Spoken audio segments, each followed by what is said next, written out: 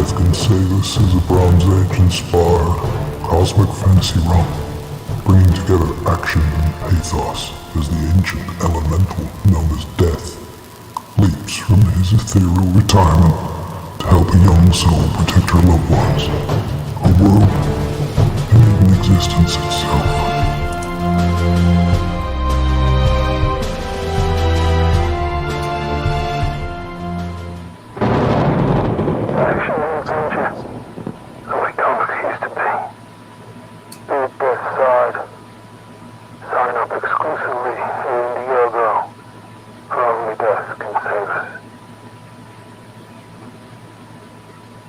So yeah, welcome to Doodle and Chill with Only Death Can Save Us and Ross.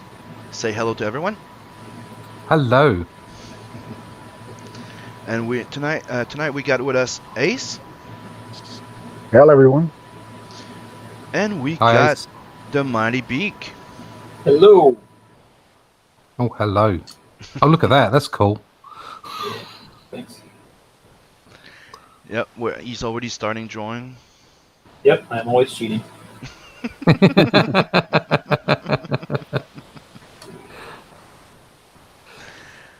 So yeah, hold on. Let me share my screen again, so we can show the campaign.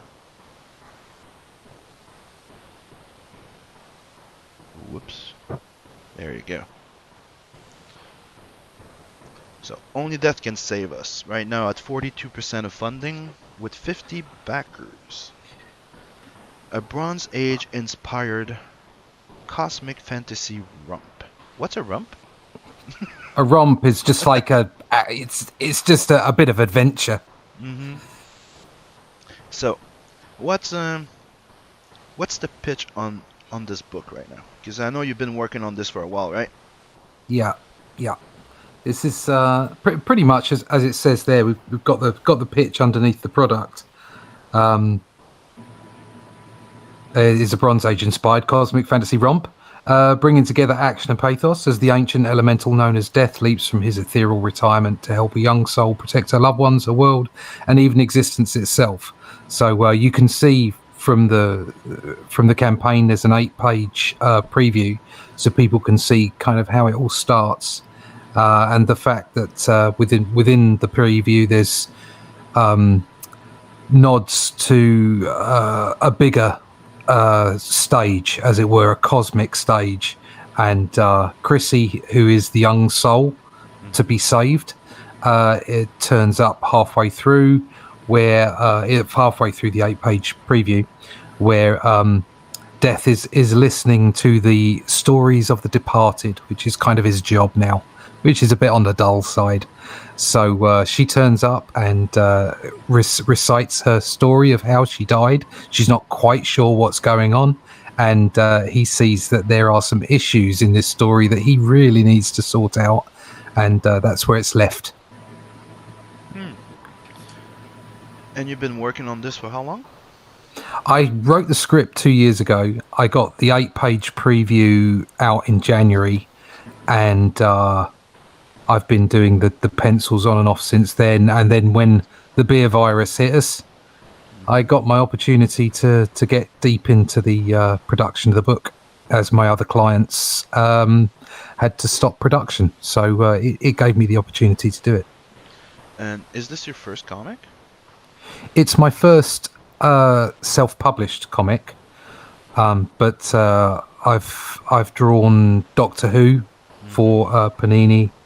I've done an art book for Marvel and a tutorial art book for Marvel.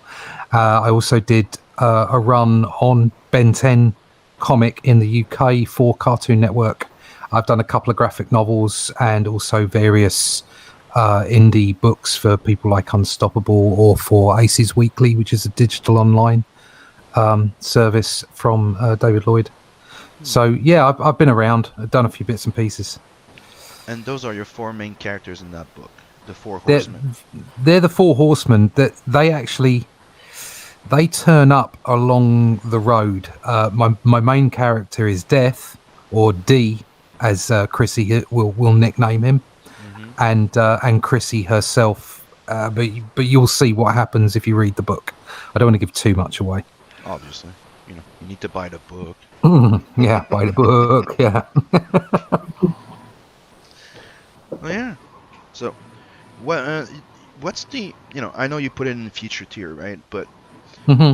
if you had like one perk to tell people this is the more money for your buck, this is the one that I would tell you to buy. Is it the one that's featured, or would be another one?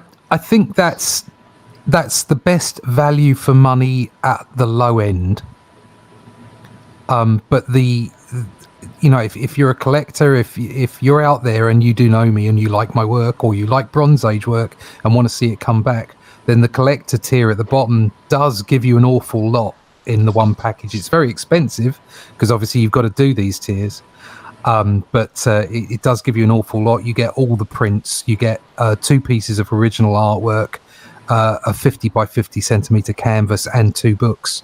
So it's quite a bit in the package. Like it says here, I think 280-page novel, 4 Yeah. Horsemen A3 poster, Rob Willis A4, Renzo Rodriguez for A4, Mike Emirates A4 print, and you have Amrid Birdie A4 character sketch, 50 by 50 centimeters cover art canvas, yeah, and A3 original page art. yeah. There's only one, There's only one of those. and Yeah, 448 USD. yeah. So it's expensive, but if somebody wants the full bundle, who am I to stop them from buying it? And then I suppose I've heard people say that several people that I've spoken to have suggested that the A4 original artwork is probably quite reasonable as well. That one here. Down one more. There's 30. Mm, There's 2 A4 here. Yeah, 2 A4 there's prints in. 2. Yeah, 2 of those. One more down. You've got the double print set, and then you've got an A4. That one. There's a single book with an A4 sketch, and that's cheaper than I do it at conventions. You can also the Rob Willis A4 ink is also additional. It's an add-on, so anything that doesn't already have it in, you can add it on. In fact, I had somebody do that yesterday. Somebody actually bought the page, the A3 page art, and they added the Rob Willis A4 onto it afterwards. So yeah, definitely an interesting book. I know I'm getting in on it. Me and Chris are getting in on it. oh, cool! Thank you. And people, I invite you guys to go check it out. So now we'll go to the chilling part of the show Yeah. and start doodling. Doodle. and Doodle. getting to know Ross a bit more. So what type of books do you like to read? I like lots of different books. I know it's kind of a stock answer, but I like to consume lots of different types of comic books. I'm not really much for a slice of life, I'll be honest, and I don't have a lot of manga. I've got a couple of books. Most of the stuff I have will be based in Americana or British comic books. I do have some European ones as well, but it's more that kind of stuff. I do like sci-fi fantasy. That's probably my favorite. I would say that superheroes probably are technically sci-fi fantasy. Yeah. So yeah, I like that kind of stuff. Adventure stuff, stuff that takes you away from the world. Yeah, I'm a bit the same here. Slice of life thing is not really my cup of tea. No, I can watch that on, I don't know, on Friends or the Golden Girls or something. I don't know. Not that I watch any of that kind of stuff or any television, to be honest.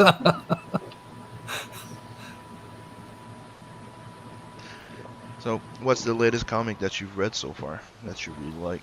Well, I do like to look at the pictures rather than read them. So it takes me time to get into reading them. I've just got Downcast, the second one. So I'm looking forward to getting into that. I read Merry Boys, which was very good. I also got The Perfect 10 from Dave Brink. And what were the other ones I got? I seem to get books sort of turning up every couple of weeks. I do like to buy an indie book because I'm not buying anything from the mainstream anymore. So that tends to be where I go shopping. The only downside is obviously you for most of these books you put your money down and you have to wait for them. But that's the nature of it. So yeah. And me, most of the people, I get the books like a month and a half after most of everybody. Dude, I'm still waiting for my Captain Love. Oh, and that's it not has good. nothing to do with Drew. Drew did what he had to do. It was sent a long time ago. Yeah. It's just in the process. Yeah, it seems to go around the houses, American Post. It's quite odd. But it's I think they get put in the when they come from the outside of Canada. I think they put it in storage for like a month. just to annoy you. Yeah, but it's been in the same place for like 3 weeks. Oh God. Just I suppose I have to wait to see if it goes off or something. I don't know.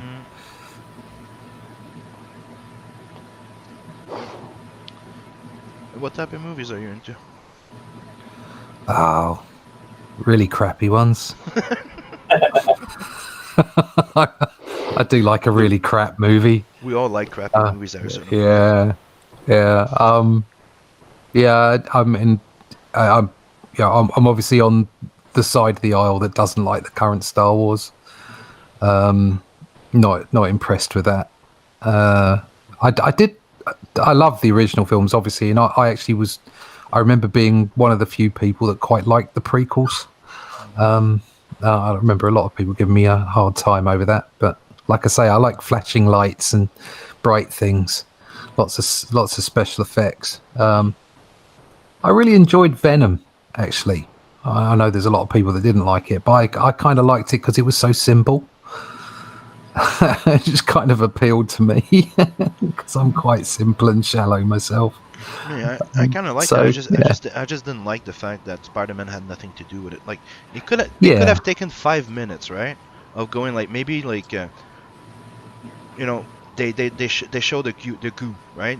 They're researching or something like that. They could have just went like that and go, what the fuck is that shit? And putting like a quick little footage, watching a report of maybe Tobey Maguire Spider-Man in black and I know. Yeah. It would have taken they could have done a 10-minute exposure of going, remember when we did the report on when Spider-Man happened and you would have seen Spider-Man in black suit and everybody would have made the link and that would have been it. Because right now it just doesn't make sense. Why the fuck does it have spider power? No, I absolutely agree. It's another example of corporates getting involved in storytelling and not directly, just because of some legality somewhere, some deal being done somewhere means that you can't have the story that you should have. And it affects the entertainment, and that's why indie comics are so great, isn't it? Because you can do whatever you want. They can't tell you what to do or not to do. No, exactly, and I really like that. Yep.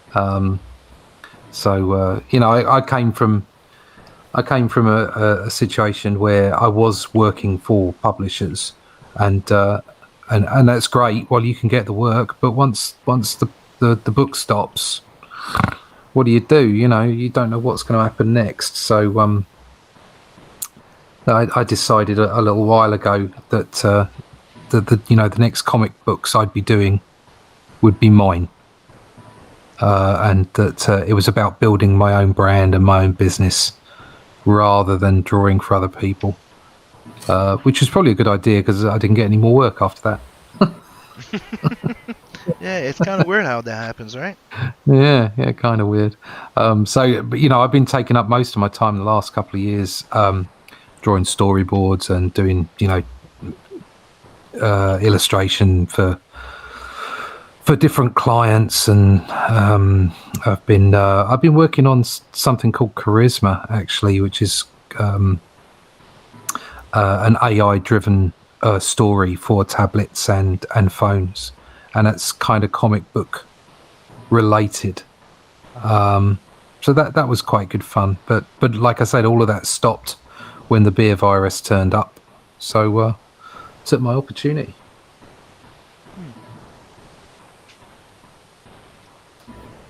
So let's take a look at what Beacon is doing. Yeah. Oh, dude. Yeah.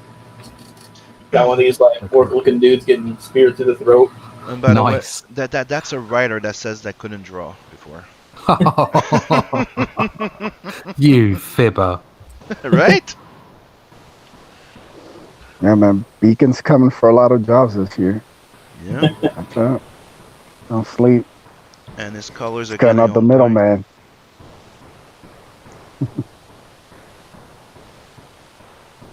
like soon he's gonna be able to draw his own goddamn book. Oh, then we'll be in trouble. Yeah.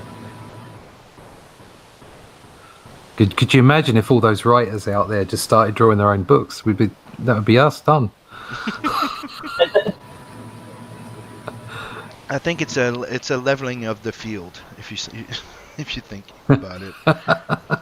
Since the artist also started writing, and you know, Yeah. it's the one that can't do both. They're like, ah, fuck.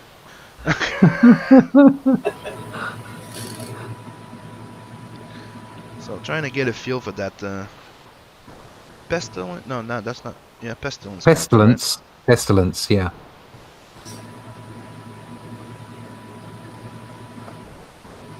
Oh, she's slinky. I like that.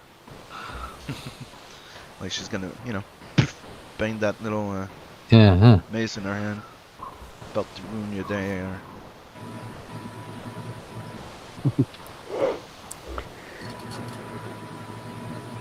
Put out a little reference because the horns are not on Yeah, the man. right Just side. want to shout out the chat real quick. Say hail to Steve Worcester Yeah. Welcome to the chat, bro. and Jezebel in the house. Hey. Welcome The to mighty the show, sweetheart. Jezebel's in the house. Oh, here, man. Yep. Please like and share.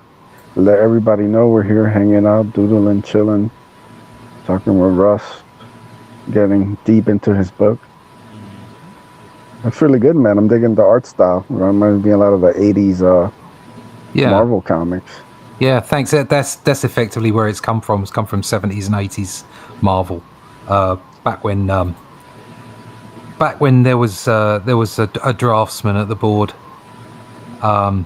People like John Buscema, Sal, Steranko. So through from the 70s and the 80s, it's into the early 90s. That's the time I grew up through.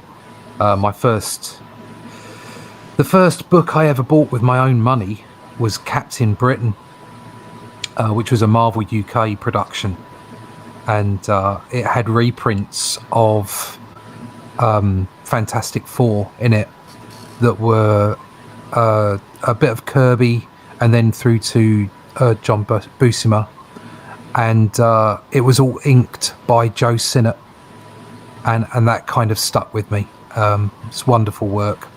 It's clear and it's brave and it's confident, and it just a wonderful way. John Buscema just told stories so well with sequential art, and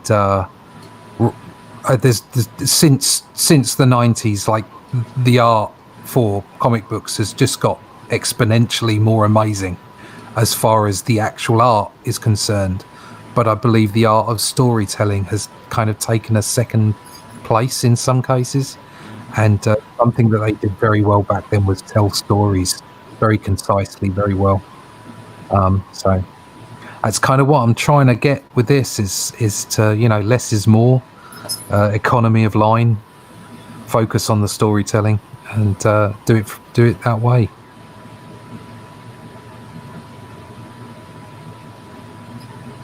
Yeah, man, definitely did a good job with that. Thank you. It looks like the highly Kirby-inspired type of years. Yeah, there's a lot of Kirby in this. But I like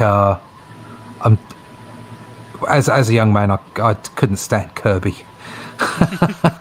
I was the same before. Until you understand, didn't it's like like him. It's like Picasso.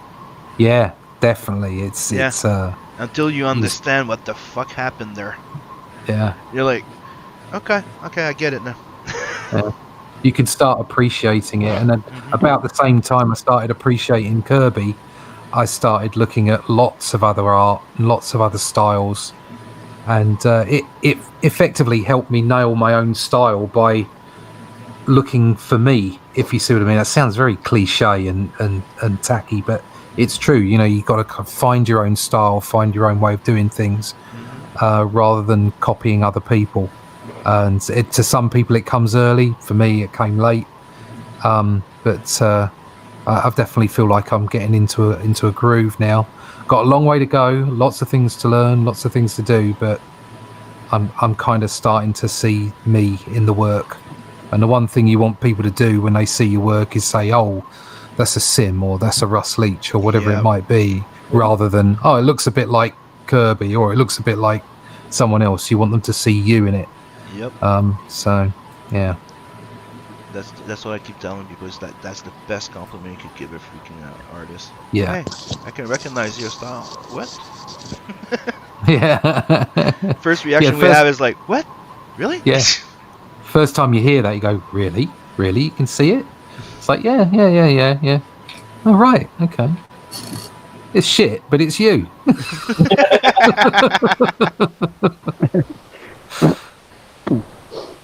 Like I can recognize bad artwork anywhere. Yes. Yeah, there is such a thing as objectively bad artwork, whatever people might say. Yes. But there's multiple Marvel books on the stands that feature it.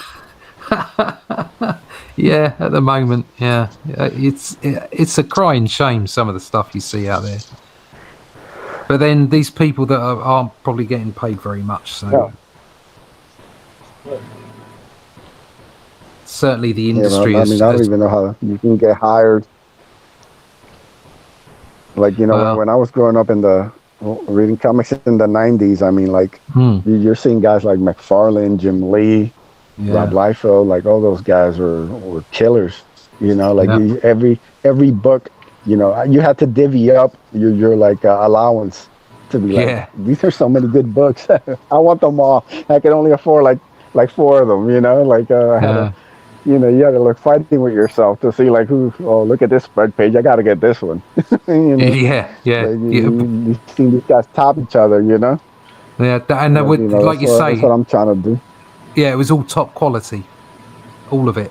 It all it all shone, and there's no better example really. Those guys, certainly that there is something that the 90s had, was this kind of bombastic feel, where everything was like turned up to 11. Everything was extreme. Everything was extreme with pouches. And get rid of the pouches, and actually there was some really great stuff. Yep. Some of it was a little bit bizarre, but certainly people like Jim Lee, you see Silvestri come from that time as well, Andy Kubert, that kind of stuff was it was just beautiful. Rose Portacio, who's so underrated, it kills me. That was a beast. Just the stuff he could do was amazing. Wetworks was sick. Some of his best work. Yeah. The Wetworks series? Yeah. Trust me, I know, man. Like, I used to love all those. So what I'm trying to do, like, with the Ace, I'm just trying to bring that kind of fun back, that kind of, like, the introduction of, like, I recently ordered some Death's Head 2 comics. Oh, excellent. Like I used to have them back in the day, but I lost my collection in a fire in like 2001. So I used to have all those, and slowly I've been going back and getting some like Darkhawk issues, some like Death's Head, just little things that I used to like pick up every month. Yeah. And I haven't read in years, but they're still like, Darkhawk is still one of my favorite characters ever. Like I used to love this kind of weird, kind of quirky, but those books had like killer art, man. Like Mike Manley was really good. Yeah, like, he was tremendous. Leon Sharp did Death's Head. He's killing it right now in Green Lantern. Like these guys were good, man. They were on these quirky, weird books, but like I still remember them. I remember them a lot more than I do a lot of other like books around the time. Yeah, they Because they stick just in the made an memory. impact on me. Yeah, like Yeah. the designs of the characters, the weird covers, all this kind of stuff. Like I was looking through some of the back issues, and I was like, wow, I totally remember seeing this on the stand. Like it brought back all these weird like memories of like better times. So I'm hoping I Yeah, can do my part to inspire people when I drop my book. isn't that all you want? You want to connect with people, tell a story. Obviously, you want them to pay money for your book. Of course, you do. But you Yeah, want to connect with these people, and if you can inspire, if you know, or if you even imagine that you can inspire one reader to go and do the same thing as you, to go and make their own book, or to tell their own story, or to read a novel because they read a comic book, your job's yeah. done. I definitely Your want job's somebody done. to go back, and when they see me mention all these books, I want somebody to go back and check them out. Yeah, Like I want to see like what inspired me, and hopefully they'll get inspired yeah, too. definitely. To support and check out all these cool like projects, because Comicscape's dropping a lot of cool stuff, man. A lot of like the ingenuity and the creativity. This is where it's at now. It's not Yeah, anywhere else. yeah, it's punk rock, isn't it? At the moment, Yep. the indie scene is bubbling, it's fizzing. Yeah. There's so much creativity, so many great new creators coming out, and so many new ideas. And of course, the technology is allowing them to get things like Indiegogo, or it's Kickstarter, Indiegogo, whatever it might be. It's like the new printing press. You get stuff out there without having to pass a particular test. And I think even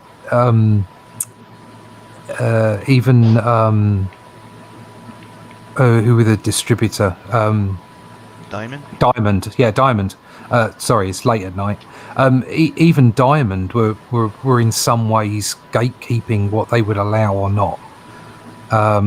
In the way in their business practices, and I remember being connected with a book just when I first started, and it's 10 years ago, 11 years ago, and they'd said something about numbers. They changed their numbers at the time, how many you had to print, but they also did some kind of a critique on the work of the book.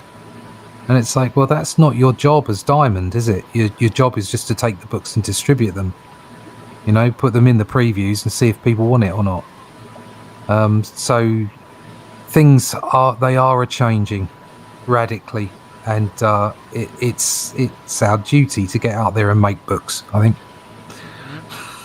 And a lot of people like to compare the CG movement, the new movement there, to Image Comics. But to me, I think it's more like going back to the 80s and the first independent comic book movement with that real Cerberus, first wave. Yeah. Lady Death, and Yeah. back in those years, because this is more like it. Because that's what it was. It was they were censored. They were not politically correct. Right? They were doing books that were more mature, and people wanted to see comics as for kids. Yeah. And we've been fighting a whole bunch of years to break that stigma. Yeah. To have people doing it again. The silly thing is you had this underground adult wave of comics in the 80s.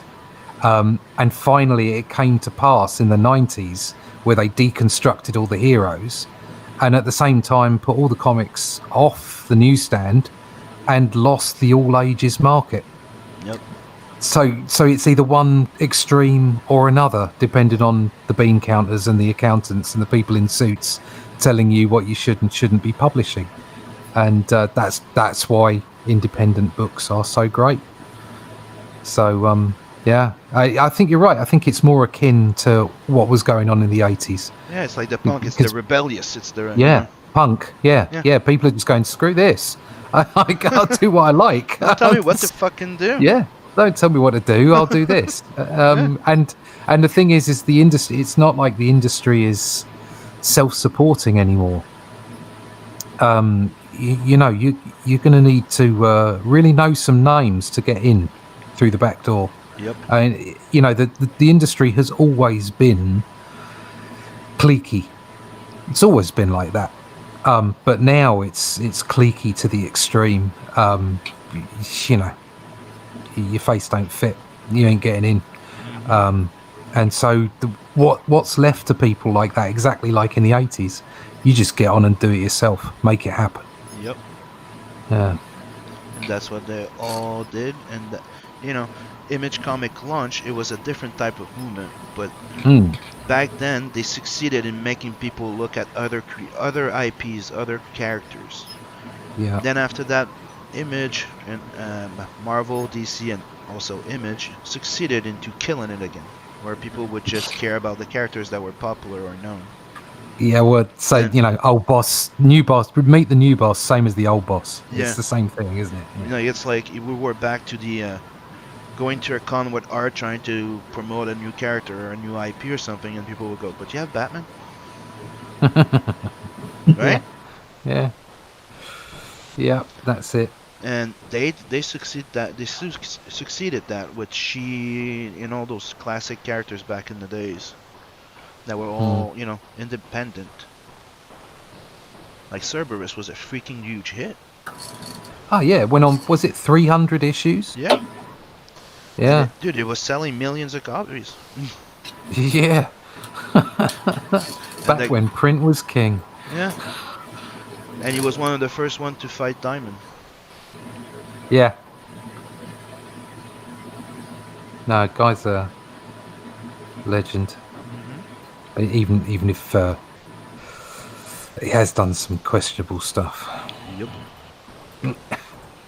But dude, go back to the years that it was. Okay, it was a woman Yeah, burning bras. Come on. Hey, it was bonkers. Yeah. Yeah. Yeah.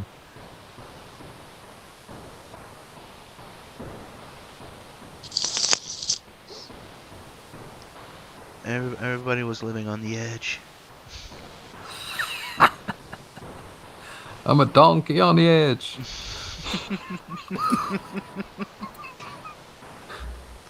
There you go. I think I got her helmet. Let's have a look. Oh, lovely. Yeah.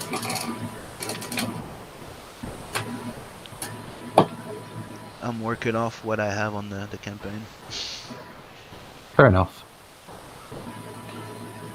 What we got?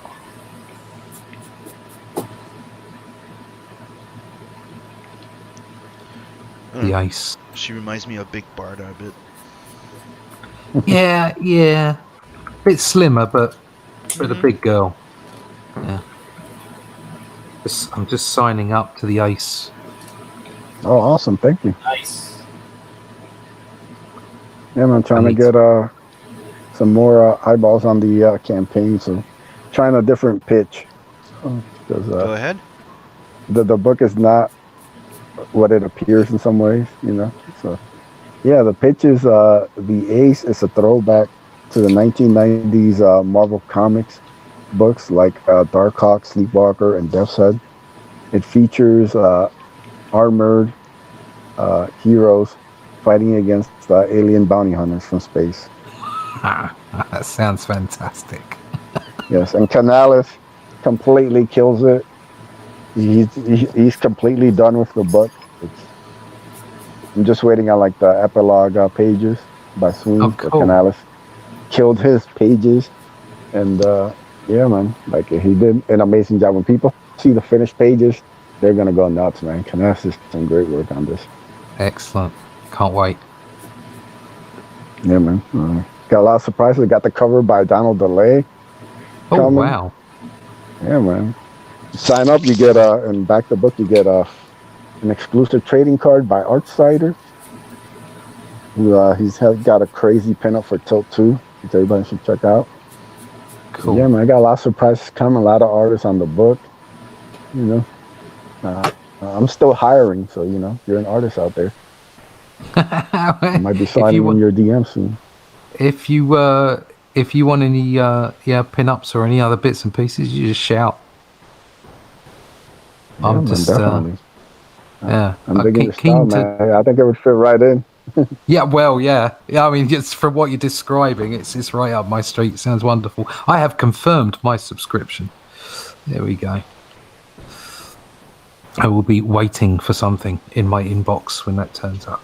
That's the weird thing about Indiegogo is you get to do this email sign up, but when you hit the launch button, it doesn't email everybody. Nope. You have to get all the names out and put them into MailChimp or something, and then set your own email up. Which is quite bizarre. Yeah, it sounds kind of pointless a bit, but yeah. Yeah, I already had an email list started, so I'd already set up the account and everything. So I took it out, put it in, and emailed everybody that the campaign had started, which actually did get some responses, which is quite cool. But it does seem a bit weird that they don't, considering there's an email for updates. You'd think that they'd put an email in for your launch.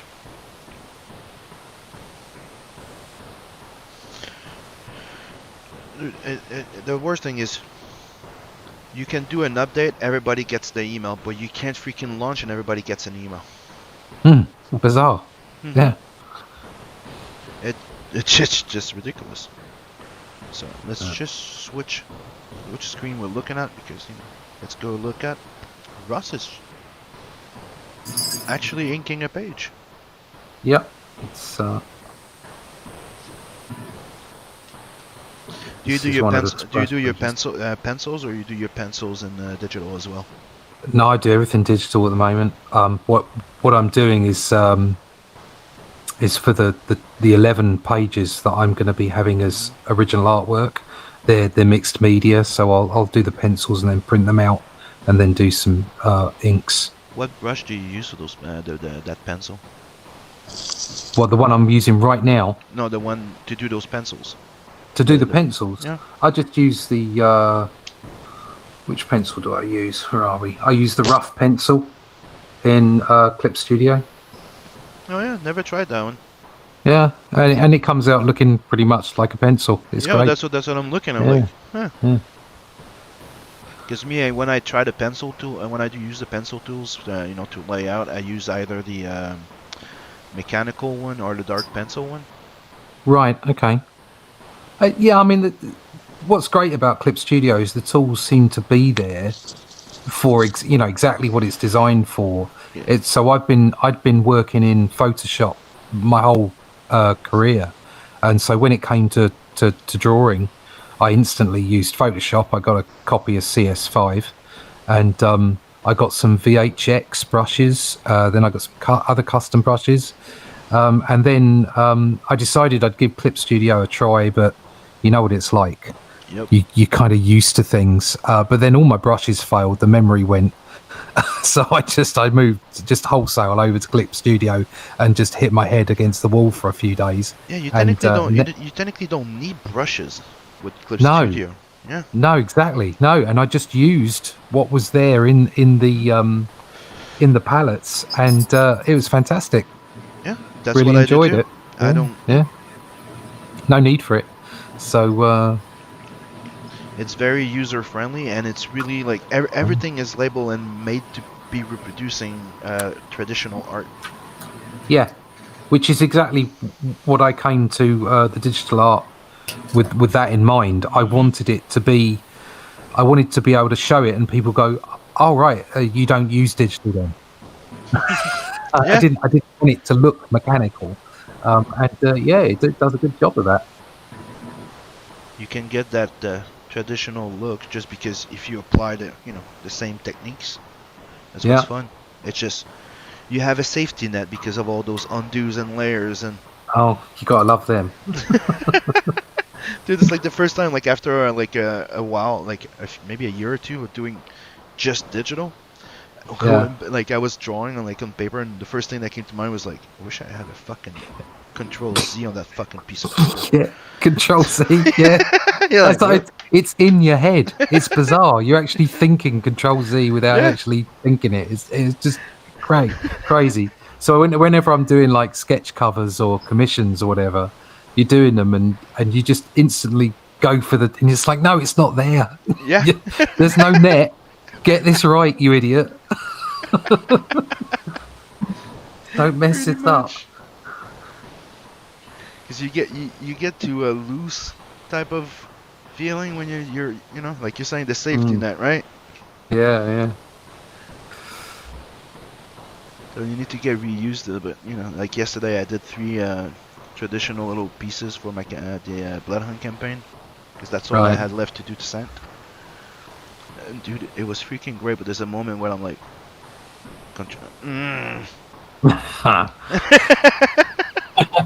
you did that line, and you're like, Yeah. how can I play it in now? Yeah, I can do something with that. Yeah. Where's my white out? Oh, dude, and I love those little whiteout pens from Pentel. There, the blue ones. Yeah, I've got some, but which ones do you use? Hold on. They're like blue and little blue ones, blue and white. They're. Hold on. Can I do this? I need to do this first. Oh, right. Those. Oh, no, I don't have those. What are they called? Whiteout pens. It's just Pentel. Yeah. Pentel. Yeah. Okay. The short, fat ones. Mhm. All right. And they're Pentel. amazing. Yeah, that's what I. All those little fan arts, sketch cards I did, and you saw Yeah. the white signature. That's what I did it with. Oh, cool. Oh, I'll have to get some of those. I did buy some, but they were just... Every time you went to use them, they used once, and then they just splurged out. Yeah. I suppose it's a bit like getting old. They were just rubbish. Yeah, dude. Every time I would try those little pen ones, like they're all, they're either all white or red or something like that. Yeah. They used to never freaking work, right? Probably. No, they Until never work. Until I saw Jim Lee one day saying, "Hey, this is what I use." The master, Jim. Yeah. Okay. And I'm like, huh. And I'm like, okay, I'll order those. And I tried them, and I'm like, holy shit. Okay, I'll have to get some. Because Yes, I've got some sketch covers sitting down beside me. Don't know when I'll get to do them. But Trying to share my screen, but it's not letting me. It's flickering. Let me take this moment to hail Frog G and Lothar D in the house. Hail, guys. Thank you for coming on, hanging out with us today.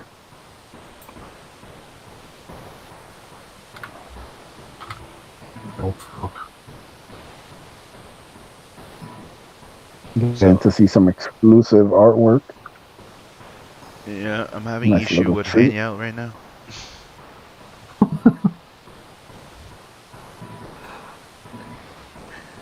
It's like, pay attention to me!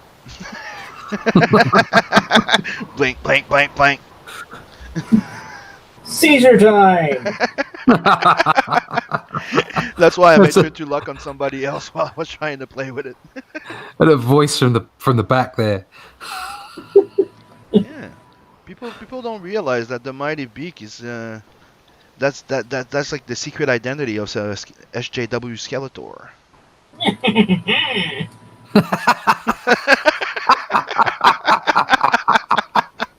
Outstanding. He actually look, had it a is. show, yeah.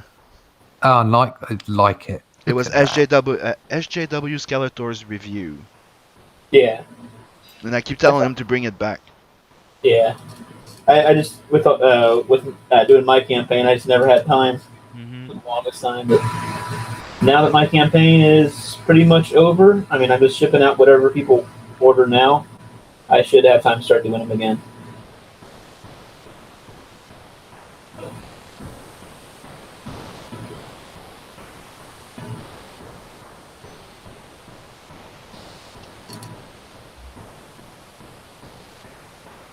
I'm liking those characters.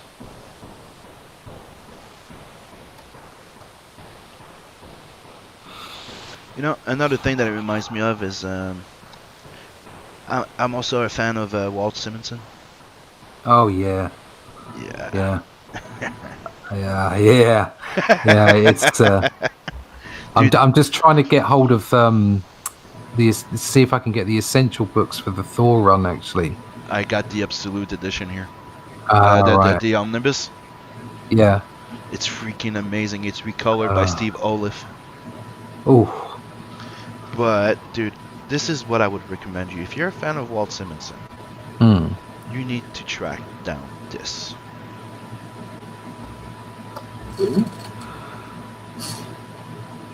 what's this? Star Slammer. That's his first comic book that he created when he was in college. Then after that, published a piece of it doing Marvel and then Dark Horse, and they did a really remastered, the full collection, right? But you know what's the best part of it? Sure.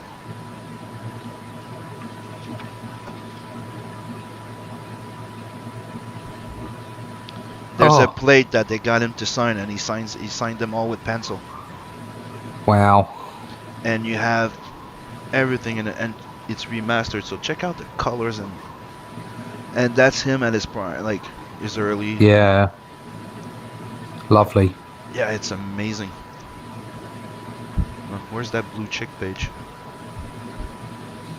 Gotta love a blue chick. Yep. Yeah, Beacon's working on one right now. Yep. And here's one. Look at that freaking beautiful page. Wow. Right? Love that. Look at the way that his styles changed over the period. Both styles wonderful, but fantastic stuff. Whoa. And it's hard to find, so if you're lucky to find a copy not too expensive, go get it, dude. Okay.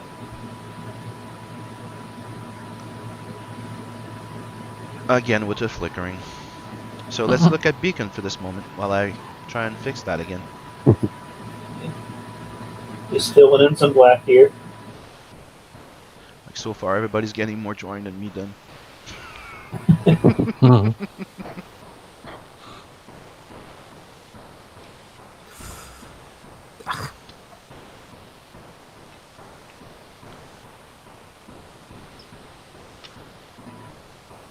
trying to do a little fan art I'm gonna be able to share with the campaign. So yeah, I even have this on the side there. Gonna be doing your other character. Oh, look at you. Multitasking.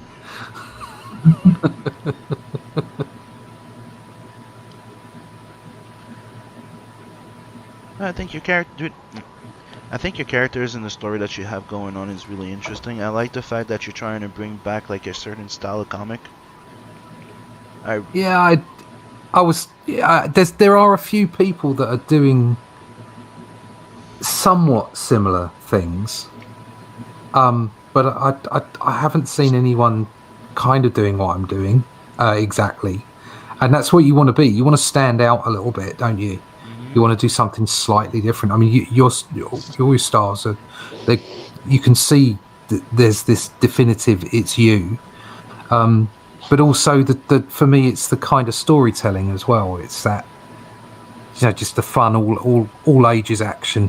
It's just a big, most of the time Marvel comics back in the day just turned into one big punch up. But it's like another thing we would say. It's like, we all know Tupac, right? Tupac Shakur. Yeah. And like that guy, one of the great rappers. Do you think he was listening to rap at all time? No. He used to listen to metal, and one of his favorite songs was from Les Miserables. yeah.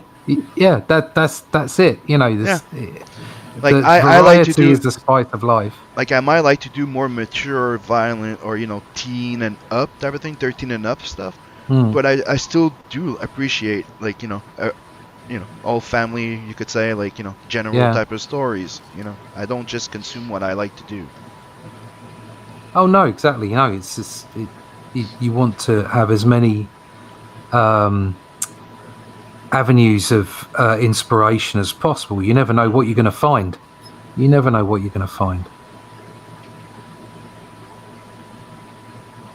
And this is pretty much a labour of love. I mean, this is.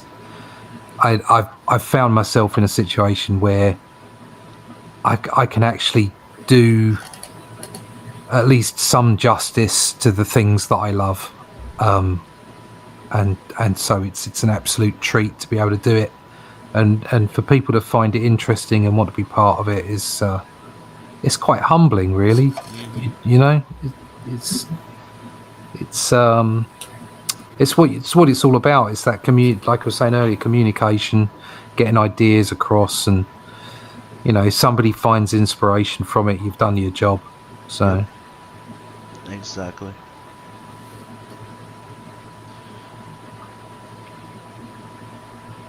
No, it's also what makes the difference between, you know, I know that you're probably like I am. Even if you'd be millionaire tomorrow, you'd probably be waking up and doing the same goddamn thing. Oh yeah. If I was a multimillionaire tomorrow, I'd be finding ways to invest in other people's books. Yep. To be frank, because it's not just my book. It's all comics. Comics are a medium that should never be lost. I'd buy more books. I'd definitely buy more. But I'd definitely buy a bigger library. Yeah. Yeah. Yeah. That number would go from 50 to 250 or more. Pretty goddamn quick. Yeah.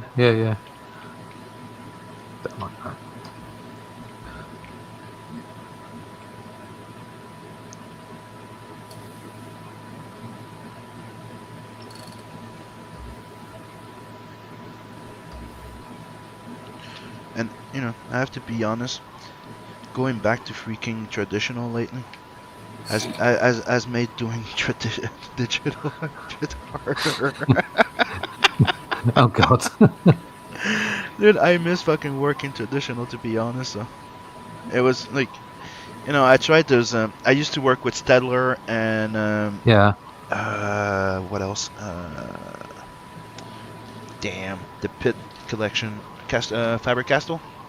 All right. Yeah. And the other day I tried. I ordered a whole bunch of Pentel point liners, and I tried their big markers. And dude, they're comparable to Copic. They were really freaking good with the line weight and everything, and they're way cheaper. Like I got a box of 12 for $26 Canadian. Bonus. Yeah. So right now I'm fully Pentel, like my pen and my whiteout. Pentelled up. I'm gonna call them. Can you sponsor my channel now, please? Oh yeah, do it. I'd be mad not to. That's one of the things I was thinking one day, to go knock on the monster and go, do you want to be a sponsor of Nat the Merc? So you do not drinking a monster. Yeah. You know, it's. I don't know. I think. This may be pie in the sky, but you know, if enough of this carries on, you know, it's like anything. If people see money in it, they'll come knocking. Yep. So you know, it's not as crazy as it might sound. Yeah, that's why you know, it's always good. You know, it's good to dream big, but yeah, you have to be logical about stuff. So. Oh yeah. You know, yeah. Before we start like having investors going, oh, those creators, those books, those this, well, we have to get them done. Oh yeah. I mean, you have to deal in the real world. Yep. Deliver, make sure that you've got quality and consistency. That's what people want. They want quality and consistency. And so, unfortunately, that requires several books for people to see that properly happen. Yep, exactly. So it requires a commitment. I see this as a business. As much as I love it to death, and I am emotionally involved with it, at the same time, it has to pay the bills. Yep. And so I don't expect to pay a lot of bills with my first book. That's just, you shouldn't expect that. You should hope to fund and hope to encourage enough people to believe in your project, that you can get that first book off the ground, and then you build from there. And with any business, you don't expect profits in the first round. You No. expect to invest of yourself, There's always maybe that some capital. there's You always know? a 3 to 5 year window. Anytime you think about Yeah. anything business wise, you're not going to Yeah. be making really money until the first 3 years. So you have to think that that's going to be a lot of investment. Exactly. So that's the way I see it. But I see it as something that I want to do. This is the end game. Yeah, Drawing but copies, it's like finish it's here. it's like the answer I give when people ask me, how did I deal with the my first campaign that failed, right? Mm.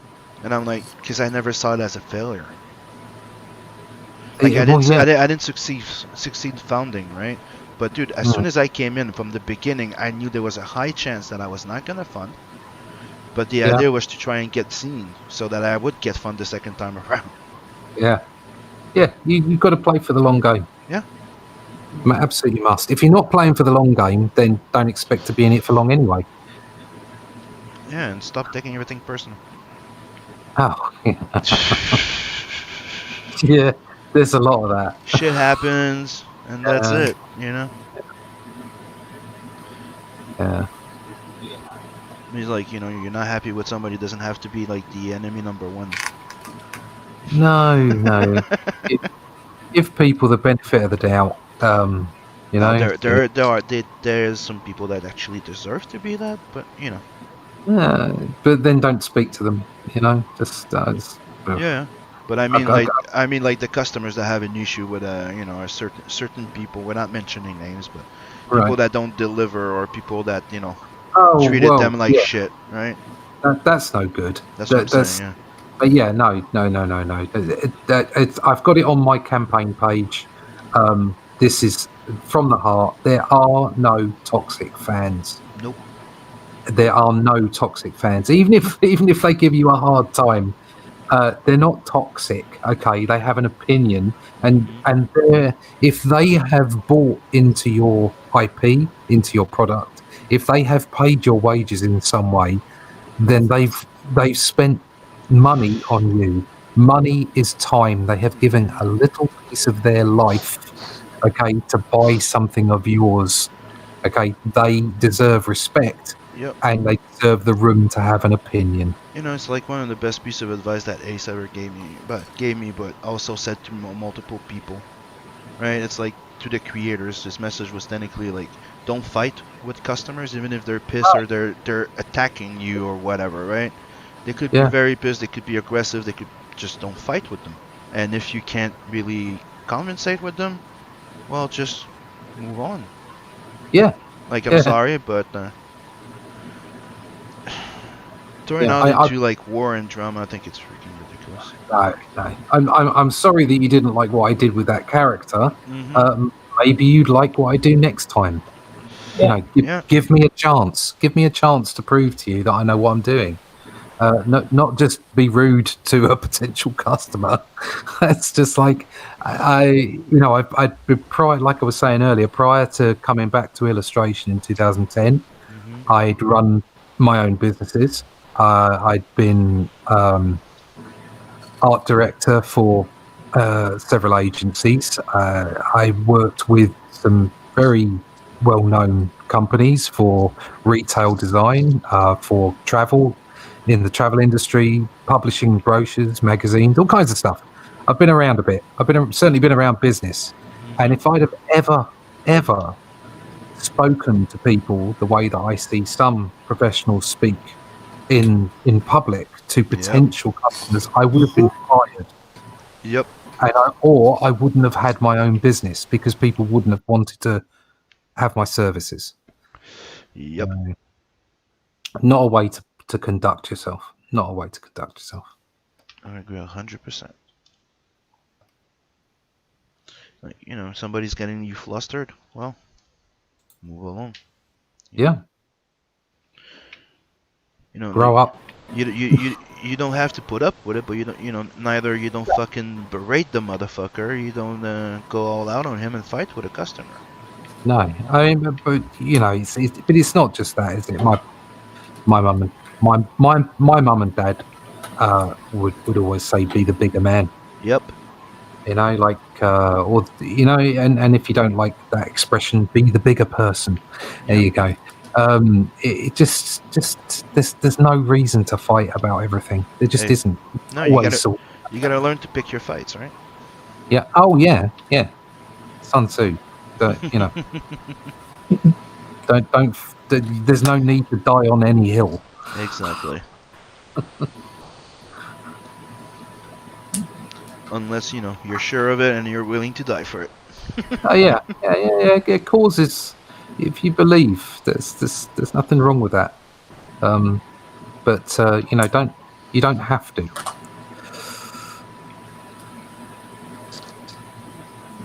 And certainly, professionalism. And I said this to someone the other day. There are, but being a pro in inverted commas, it means you get paid for doing the job. Yep. However, I see plenty of people in inverted commas, in those little stupid finger marks, who are amateurs, okay, who are exceptionally professional. So it's a state of mind. It's how you approach your Yep. craft and how you approach people who wish to partake of that craft, whether they be customers, whether they be fans, whether they be co-creators, whatever it might be. And it's also staying humble. Yeah, and Yes. there's just no need for being impolite. I'm sorry, it sounds very British of me. There's no need for there's no need for it. You know, politeness costs you nothing. That's what my mother used to tell me. Yeah, but sometimes politeness fail, and sometimes Yeah, it depends. It's all part of the situation. Yep. It's just I Technically, don't. nobody's perfect. Shit happens. No, Yeah. no, shit happens. You know, I'm not perfect, and I don't want to fight And you anyone. do have to expect that. Yeah, I don't want to fight anyone, but fuck me, don't piss me off. Exactly. You know, that's the way it is. What are you gonna And say? you also Ace? have to expect, yeah, you should always expect a small percentage of people are just there to incite you. Yeah. Yeah, And you can usually tell who they are after about 2 or 3 times we go back and forth. yeah, If by the third time they keep escalating, you know what this person's doing. yeah. So that's when you need to know when to eject. Yeah, Yep. Yeah. Because it was part of a conversation when it's like, yeah, you get people like fighting, spurging out, getting pissed, and saying stuff they might regret eventually. But people need to remember that customer service, right? Because it's not just like there's personal level and there's professional level, right? There's certain things I would do, and so I wouldn't talk in a certain way when I'm being at work. Like I won't be as colloquial, right? yeah. With a freaking customer that's I'm talking for a deal or something.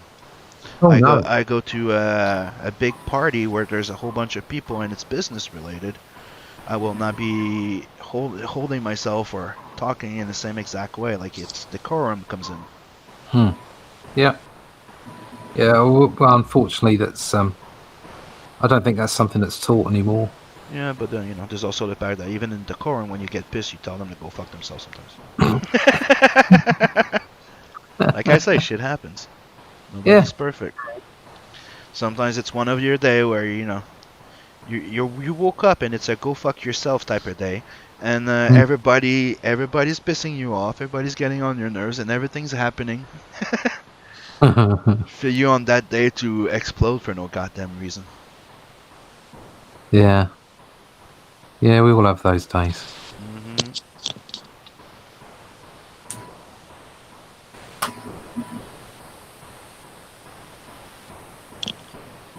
Yeah, I'm getting there.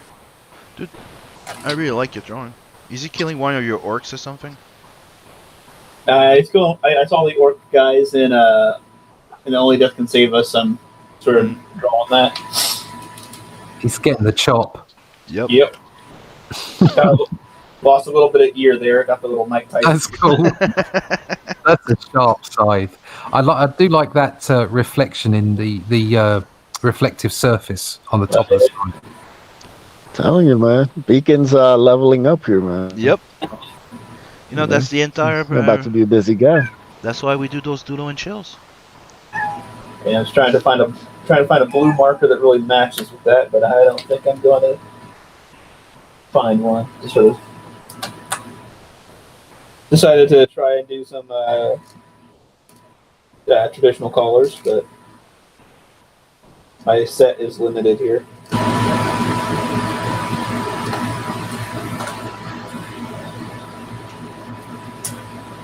Cold.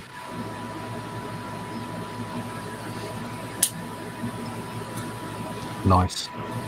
Mine's coming along nice too. Yeah, very, very, very slinky. I like that.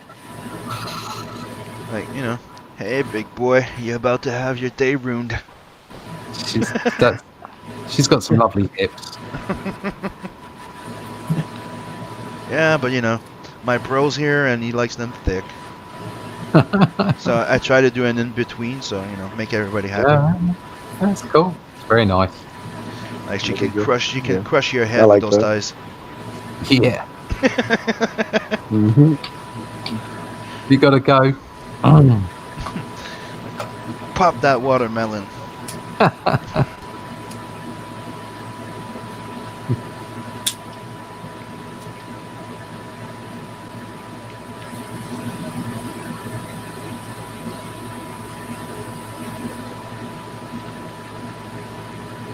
So, let's go back to looking at Mr. Russ drawing a little bit. Yeah, just trying to.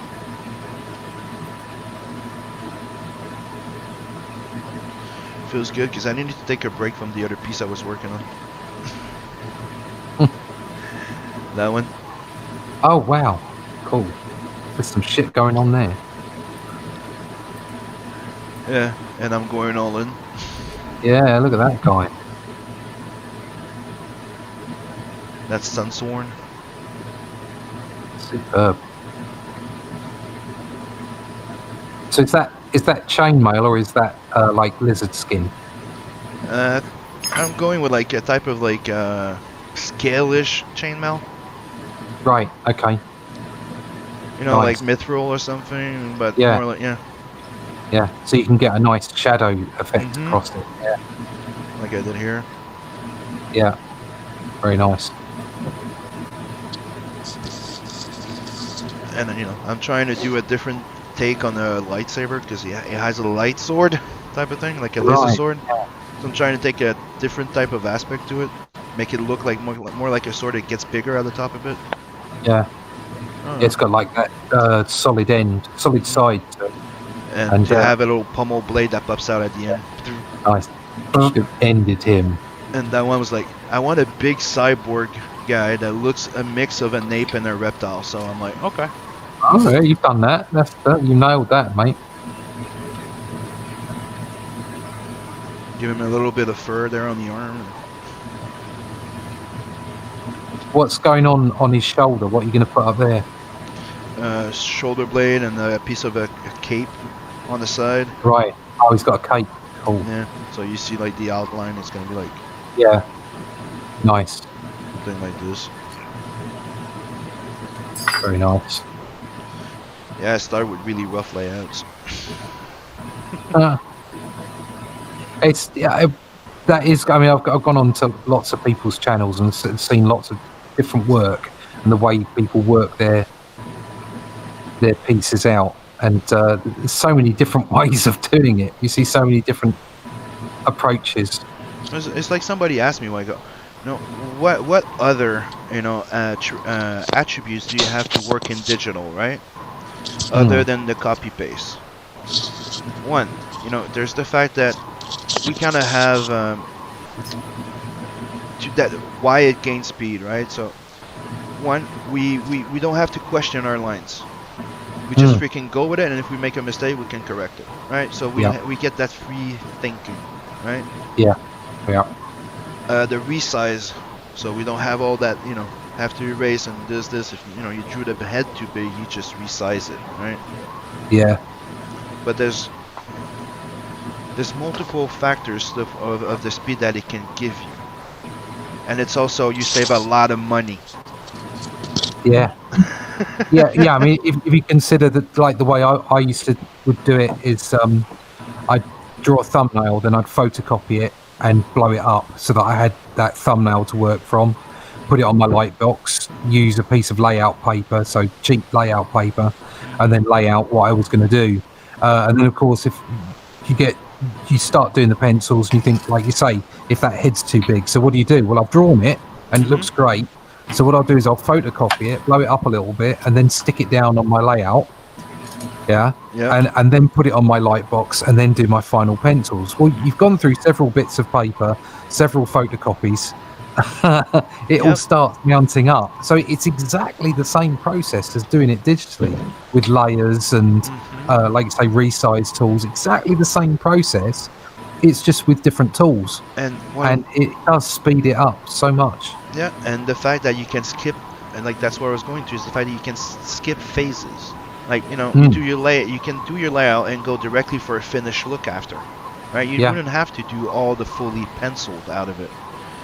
If you would do that traditionally, that would make your book a bit stiff and limited, because you can't control everything in it, right? For the dynamic posing, the storytelling, because you're kind of like winging it as you go with it.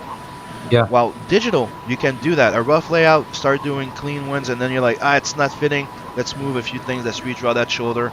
Let's do this. Just delete that character and redraw that one. Yeah. So just that, it saves so much time that you can. That working digital is way faster than traditional. Now that said, when you work traditional, there's a certain pleasure out of it that you don't get with digital. Yeah, no doubt about that. And of course, you don't end up with the final piece, which leaves you in a position like me where I actually have to print some out in order for me to have original artwork for people. So that I can. It's mixed media, but it's an original piece of artwork. Nobody else has got it. It's unique. It's part of the book. So that's great. But if you're doing, so for instance, when I was working on a monthly book, I was doing that all digital. I didn't have any artwork at the end of it that I could sell. That's a bit of a downside, because you don't have them. But if it's your own book, and you're prepared to, like I say, do the occasional bit of original artwork, just for certain backers or for certain tiers within your book, the rest of it cuts the time down so much. I actually did pencils on this book to a reasonable level, because I didn't want to have to think too much while I was inking it. So it doesn't matter whether you think at one end or the other. It depends of the scene on what you're doing. Yeah. There's still some that I fully pencil. Yeah. But what I also did was I did all the lettering over all the pencils. So I lettered the whole book over the pencils so that I could see where there would be issues and errors. And I could then do a resize or whatever it might be to make sure I had room for the whole of the script. So that made life a lot easier. That's another trick, yeah. Yeah. Well, there are a lot of good reasons why working digital is faster.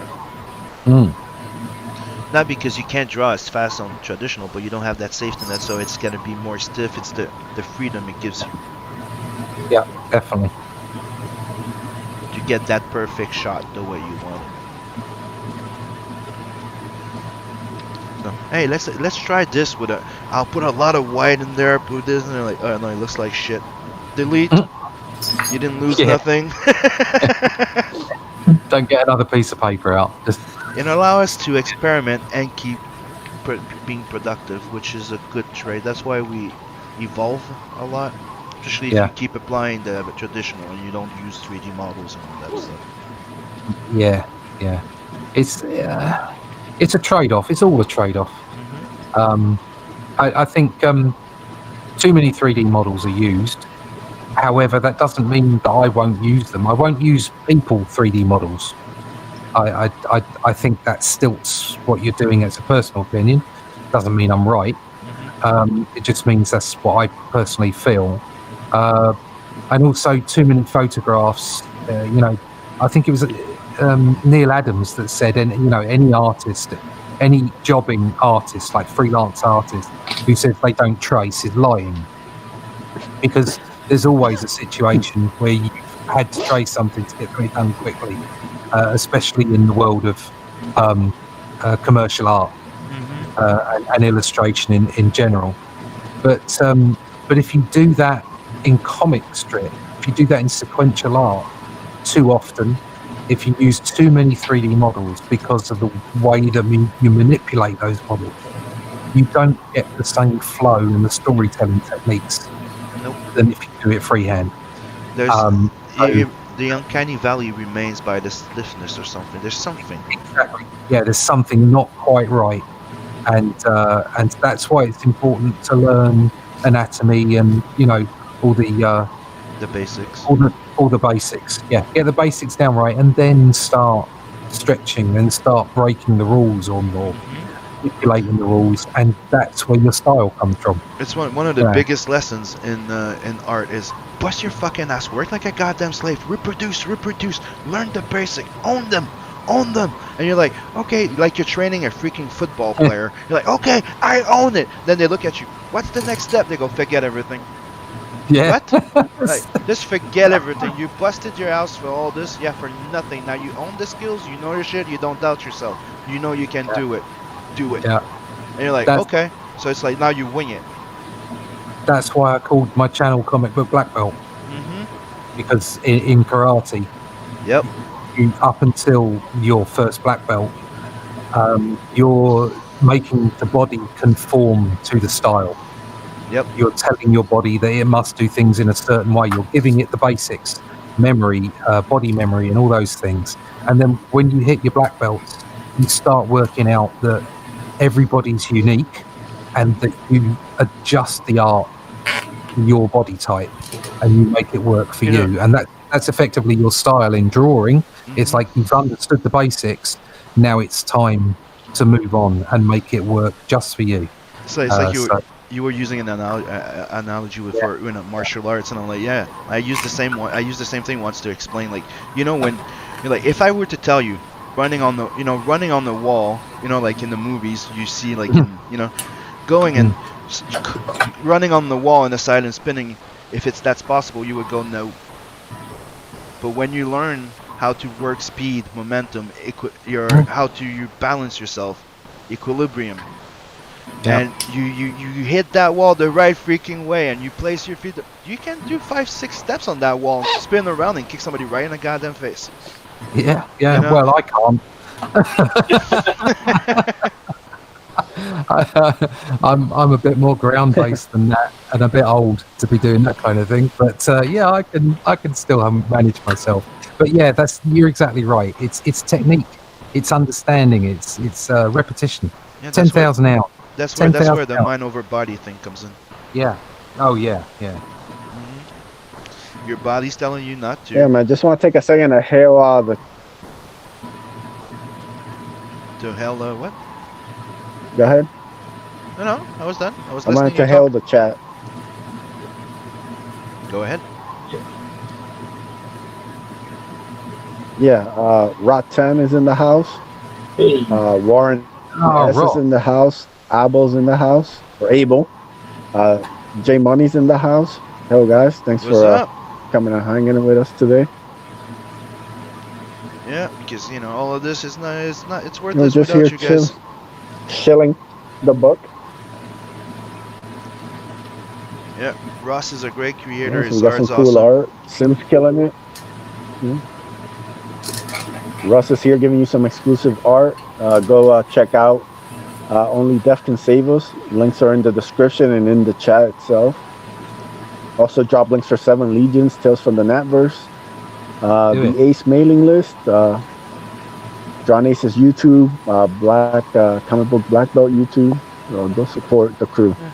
And you know, We appreciate you guys just hanging out and coming. Please like, subscribe. Russ is one of those artists on that list for that swimsuit special. Trust me, you want this. Oh yeah. Then I'll do the lineup. There's Vini on that list. I got a whole bunch of people. Like we could make that swimsuit special at 32 page if we wanted to. The bigger the campaign gets, the more people gets on.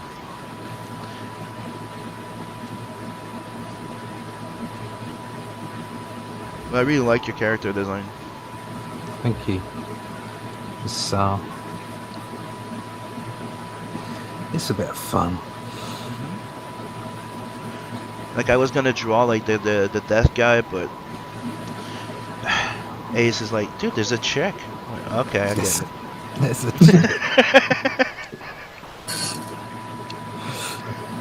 Look, man, I'm learning a lesson the hard way. I needed the chick to draw in eyeballs for my campaign. So that's gonna be in book 2. It's coming, guys. I already got the artwork for it. I got it. Trust me, she's gonna be a lot of guys' waifu. They're gonna love her. So Obviously, nothing better than a bad chick, one of the bad girls. Well, like, you cheated. You made her a redhead. Everybody likes redheads. Yep. I had to go all in for that one. Yeah, that's what I'm saying, dude. It's like you hit the jackpot.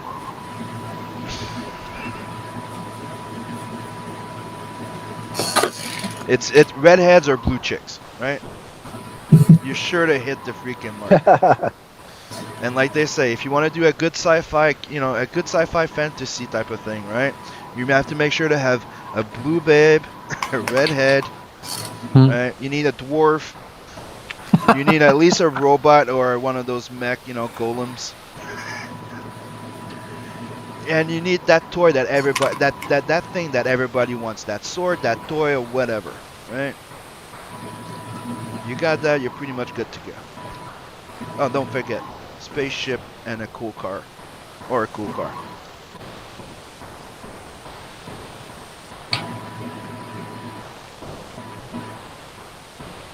That was like the geek recipe to make sure that you have a success.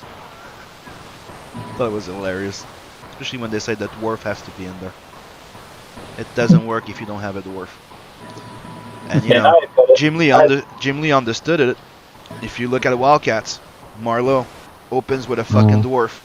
It worked. Yeah. And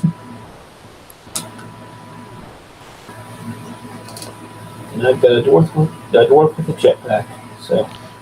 A jetpack and a rocket-powered axe. You forget that one. Yeah. And he has access to a fucking mech. Yep. Like, I don't understand why the fucking book still calls 7 Legion and not dwarf with rocket back and a rocket-powered axe. That should be a book. The first set of business cards I came up with for when I was going around conventions was it had the taglines of samurai, elves, angels, and a dwarf on a jetpack. Need I say more? No. You should have stuck with that one. The fuck is it?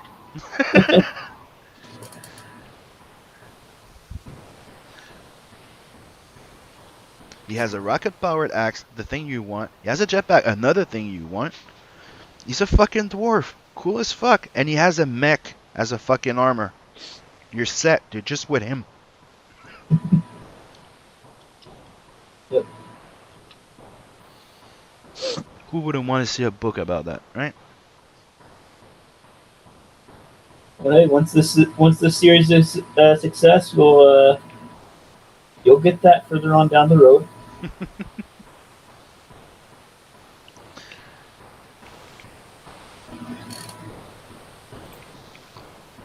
Yeah, go get 7 Legions as well. Yep. Yep, it mails as soon as you order. So is that mace that she has like electrified or something? Like Hawk Girl? Sorry, are you talking to me? Yep. Yep. No, not kind of. I think it was Amrit who was drawing the inks for Pestilence. And he was talking about possibly making her, maybe having some kind of power where there was sort of storm clouds, weather, or something like that, which I thought was kind of interesting. But no, I hadn't really thought about her mace being anything other than something to hit you really hard with.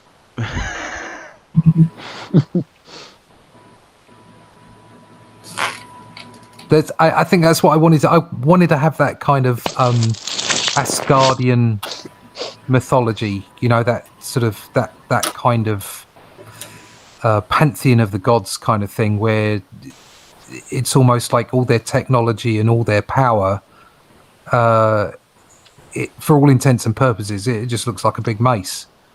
But it can take out the most terrible villains or opponents.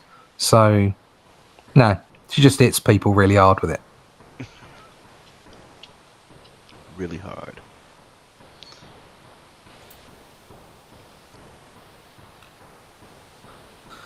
Where's the hole? There's the hole. There you go. Oh, by the way, another series by Walt Simonson. I don't know if you heard about it. Ragnarok. Yeah, I want to get that. It's freaking amazing. Do you know the premise? This kind of is Asgard, but Thor's dead, or he's rotting or something, and it just looks. All I've seen is kind of like a couple of snippets and then some art. I'm completely taken in. The main premise is Asgard. Ragnarok happens. Thor is missing. Oh. Thing goes to hell. Then out of nowhere, after a few years, Thor just reappears and he looks like dead. He's undead, and he has no memory. He doesn't know what the hell happened, where he was. Awesome. It's freaking awesome. Yeah. Yeah, I will have to get that. 'Tis on my list. There's so many books on my list. That's the trouble.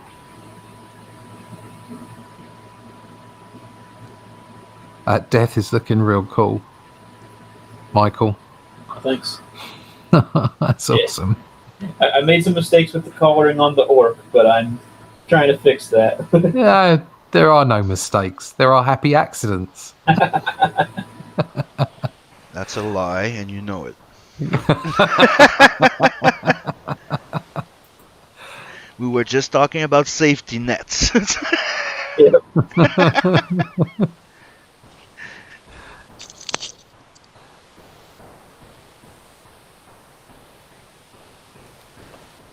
I mean, even when I draw digital, I rarely use a ruler.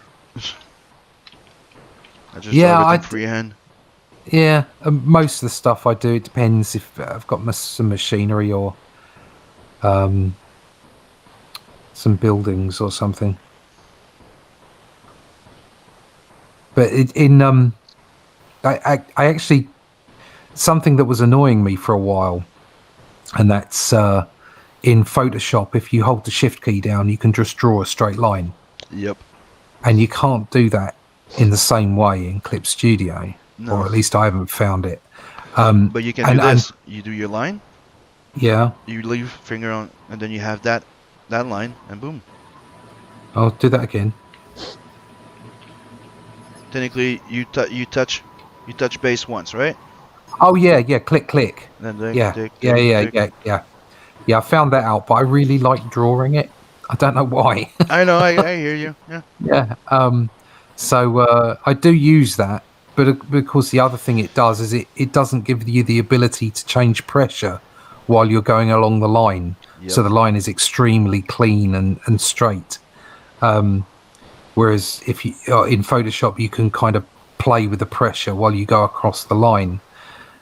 So I use a set of tools. I use a set of tools called Lazy Nizumi. Okay. And you hook it to the window. And you can do things like radial lines and circles and pressure gain and bits and pieces, vanishing lines and that kind of stuff. there's some clever tools in there. And so I use the parallel line tool, which is helpful in some places. But I try to keep it as freehand as possible. I try not to use too many of the tools, just the kind of things I would use in the real world. So, like, it's okay to use a ruler. It's okay to use a, Airbrush. yeah, it's okay to. I can't airbrush very well. It's been a long time. It's okay to use, like ellipses and stuff like that, as long as it fits within what you're doing, because you don't want it to look too clean and too neat. Yeah. That's how you know from the start that it's digital. You want that traditional feel to it. Yeah. You want it to. You don't want it to feel like it's been made with tools. You want it to look like it's been, brushed, inked, penciled, whatever. So it's just how you use them. It's an extra tool in your palette of brushes, you could say. It's not supposed to replace everything. The skills. No, not at all.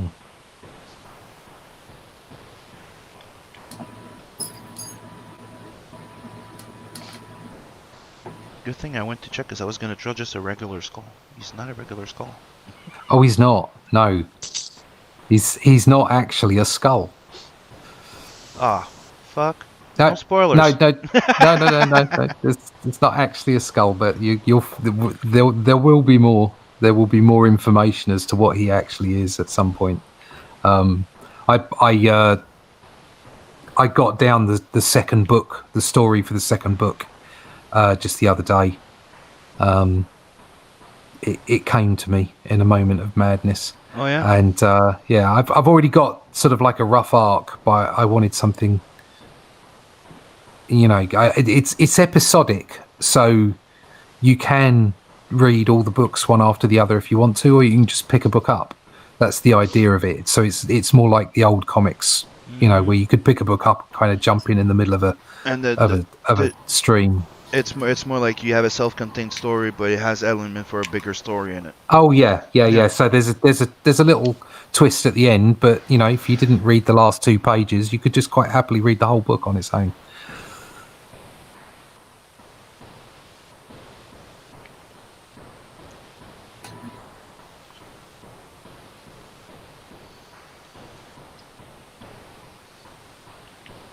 It's just so cool seeing other people's impressions of the characters you've dreamed up. I know, right? Yeah.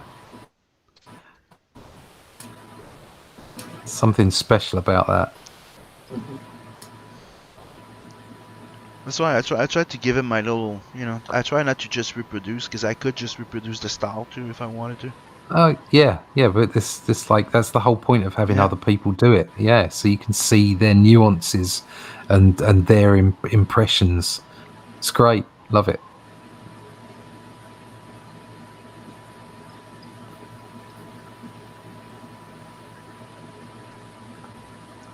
So while we're doing this, don't forget, guys, to go check out the campaign, Only Death Can Save Us, by our friend Ross here. Looks freaking amazing. I just nipped out and sneakily, because my credit card went over the date just now. So I sneakily went and bought myself a Nat Verse book. So thank there you. Go.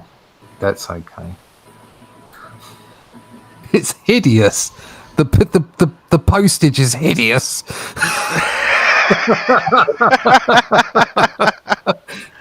I know.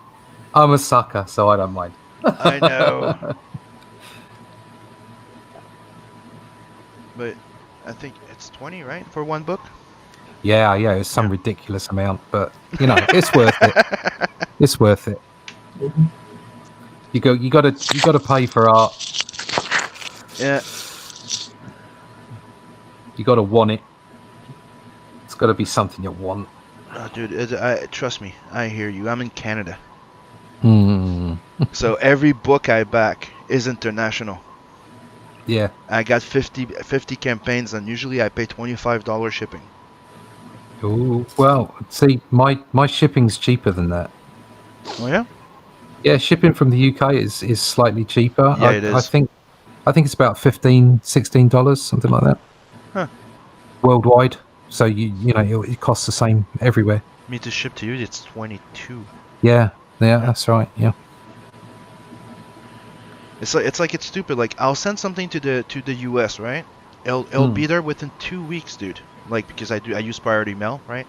And people send me books from just the US, dude. And it takes over 2 months and a half.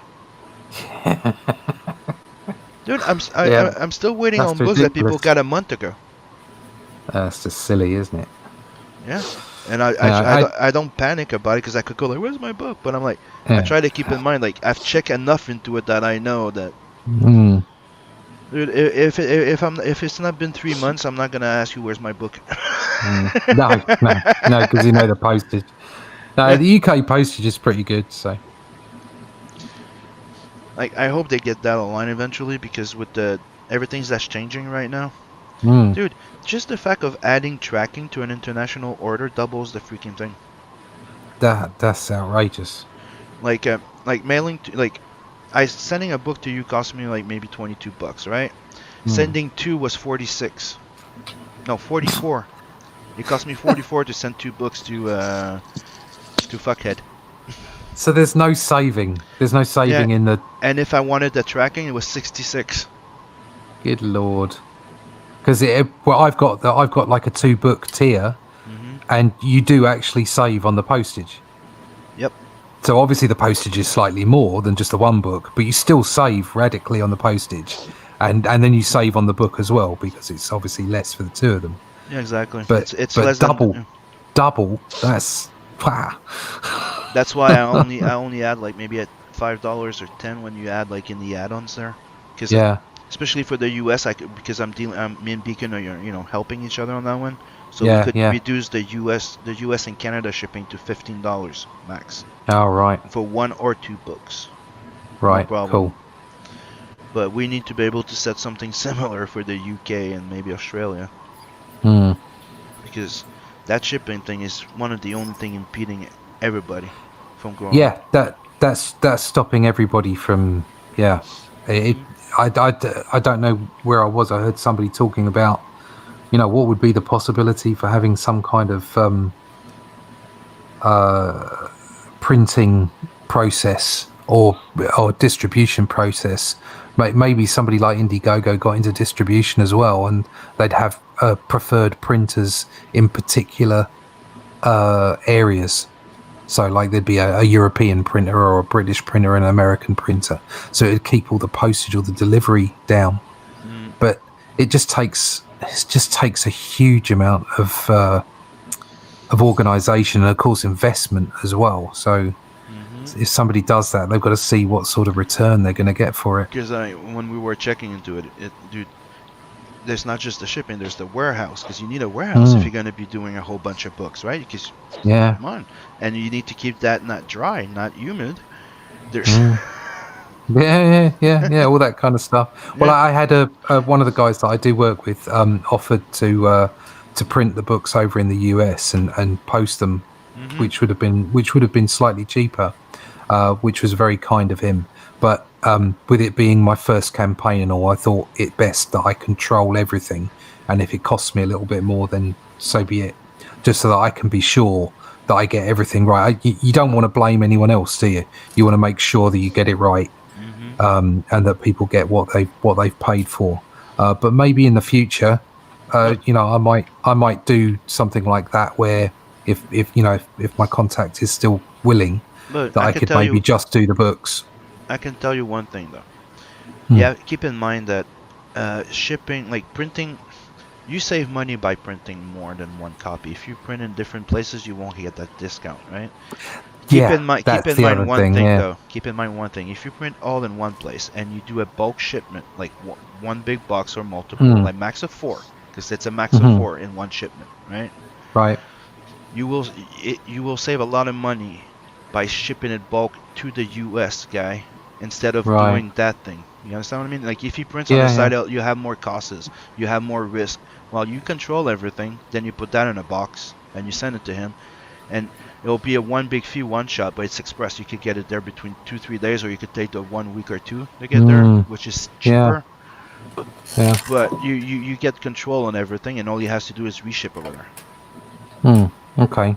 I'll bear that in mind. Thank you. Because people don't know that bulk shipment is one. It's even during Corona, it's the priority. That's why I did it, because I started checking into it because the borders were closed here. So I'm like, how can I get around it? Because they were closing all personal everything that was personal mail or stuff like that was regular mail was shut down, like was really slowed. I'm like, how can I get my shit over there? And they told me, that small business account and business accounts are a priority. I'm like, what? So I opened myself a business account. Yeah, as you do. Yeah, there you go. So the bulk shipment is, you could do it with having a remailer. So somebody at least that you trust, Okay. and you don't exchange your info. All you need to do is, here's backer 1, here's where you send it. Bye. Yeah. Okay. All right. I'll bear that in mind. You might be able to do that. Mm-hmm. Yeah, just want to say hail to Chuck Keyworth. Thanks for joining us. Hey. Hello. Hello and welcome. It's always fun to have our friend joining the stream. Evil Lynn and Skeletor.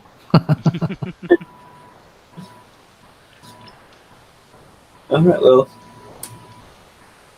I don't like traditional coloring. I have decided that tonight. I mean, this looks good. Not so much down here. Purple just made all kinds of splotchy. Turn him red. Well, I can't now. It's already on the paper. Use the paint bucket. Change the saturation. It'll do. It's just a click of a button. Honest. Yeah.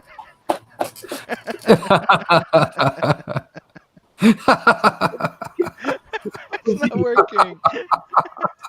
Why? Why?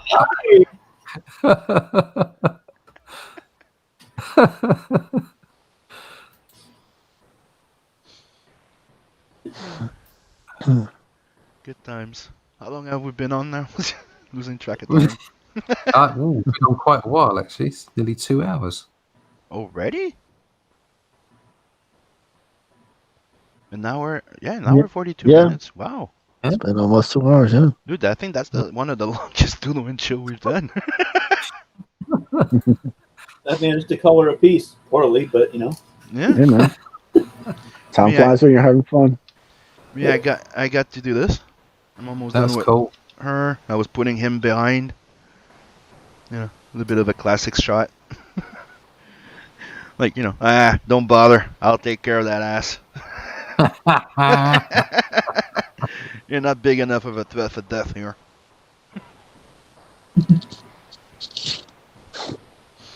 So I gave him that little face, like, you don't know what you're waiting for. Like that little rise up. Yum, yum, yum, yum, yum. That's gonna be fun. So, all that's missing, technically, would be like here. Yeah. Him with his popcorn. Yum, yum, yum, yum, yum. I'm about to enjoy myself.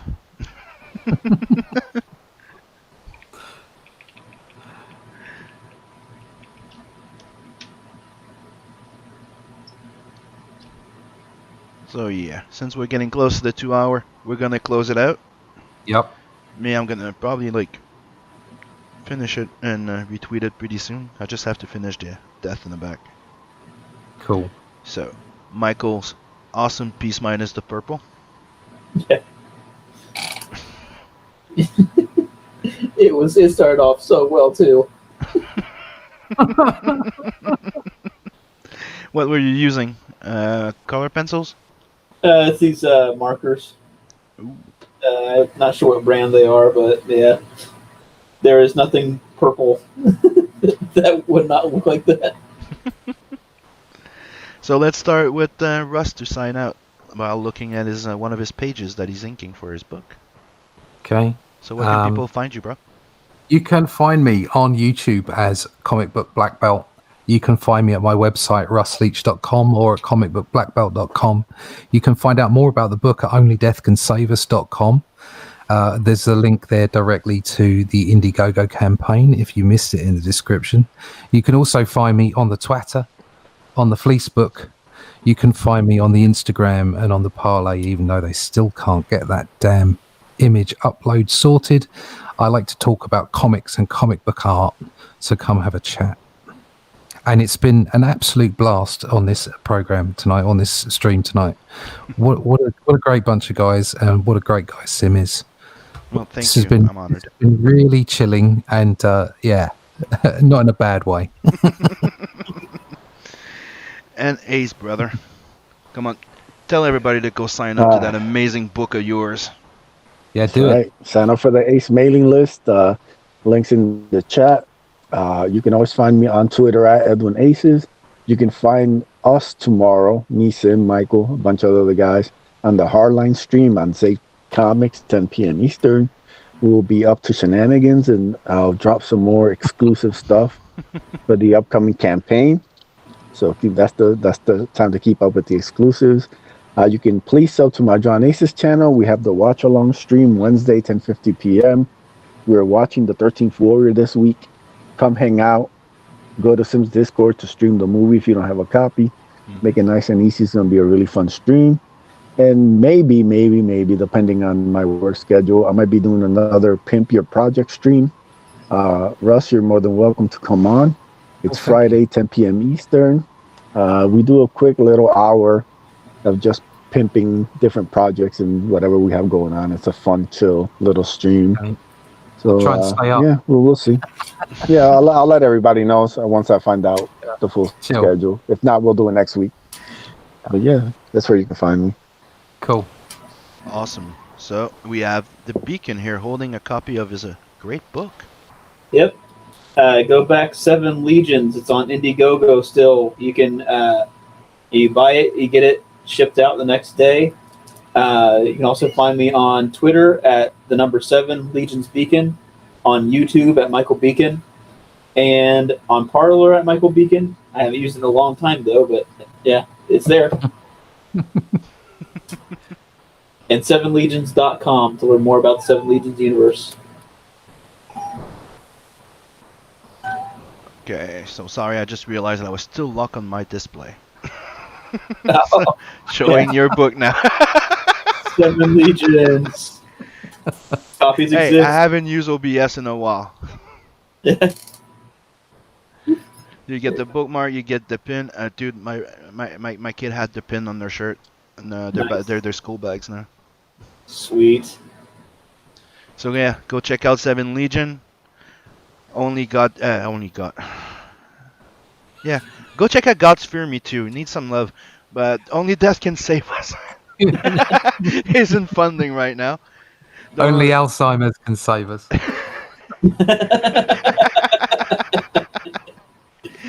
Go check out Tales from the Adverse, and if you're one of those poor saps that missed Bloodhunt, get in on it, because you can get one of the first printing for $30, and it comes with one of those 6 prints that it had.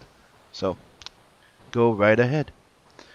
Have a good night, everybody, and see you all next week. So right now, I'm closing out with my trailer. Good night. Later. Peace.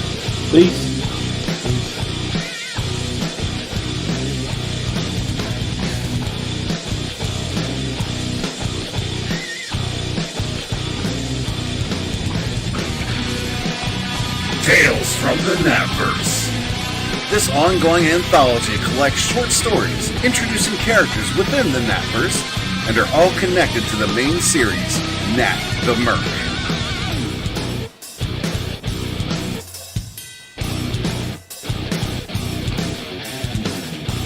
This 64-plus page perfect-bound anthology series collects short stories introducing Nat, Lawani, Rose, Zed, and other characters within the Natverse that you'll get to know and love in this prelude.